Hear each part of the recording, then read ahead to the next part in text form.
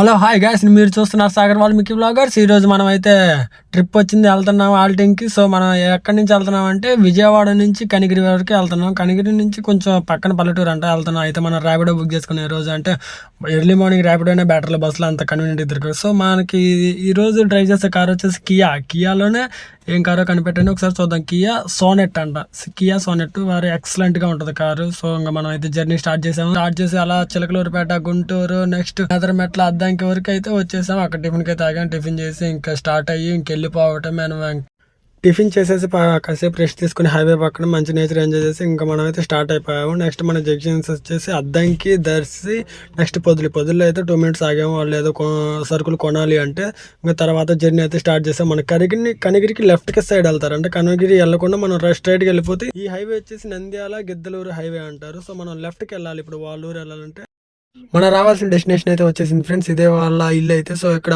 బామ్మని drop చేసేసి మనం అయితే రిటర్న్ వెళ్ళిపోవాలి. ఇంకా నా జర్నీ అయితే ఆ ఊరు నుంచి స్టార్ట్ అయిపోయి ఇంకా విజయవాడకు వచ్చేసి అంతవరకు మన ఛానల్ సబ్స్క్రైబ్ చేయండి, సాగర్ వాల్మీకి బ్లాగ్.